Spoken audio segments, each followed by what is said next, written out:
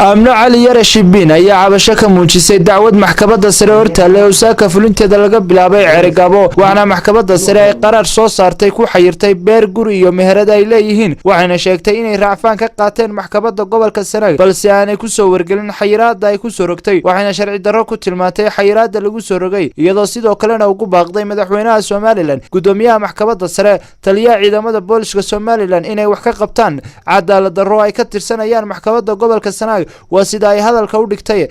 بسم الله الرحمن الرحيم. أنا جو آمنة علي رشبين وحن هالكم باغ وجود ريا محكمة سرية جمهورية الصوماليلان وحان كعبنا يا قرار أي محكمة الرفعان كقبل كالسناك أي صارتي بشي سجالات أفرتي ذي كنا حيرتي جوري يبير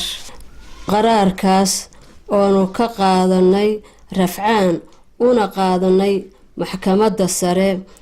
إن محكمة رفعان كقبل كالسناك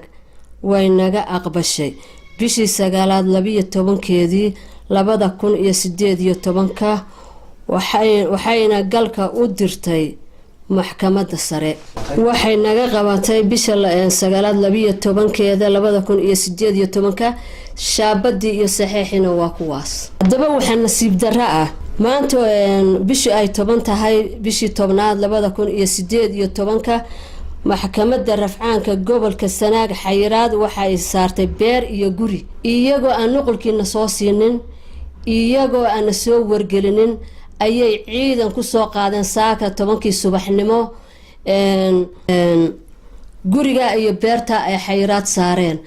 aanayna ogeysiin nuqulkiina aanay noo keenin waa nasiib darro haddaba waxaan baaq u soo jeedinayaa oo aan ogeysiinayaa madaxweynaha jamhuuriyadda Soomaaliland gudoomiyaha maxkamadda sare iyo taliyaha booliska guud haddii uu gobolka Sanaag uu ka go'ay gobolada hanaloo cadeeyo haddii aanu ka go'ina gobolada waa in aanay nagu fulin galka dacwadda hor yaalla maxkamadda sare waxaan ogeysiinaa dadka caqliga u saaxiibka ah ee muwaadiniinta Soomaaliland ama meel kasta ha ku noolaadeen ummaddu waxaanu leenahay galkaas oo hor yaalla maxkamadda sare oo saaka laga fuliyay gobolka Sanaag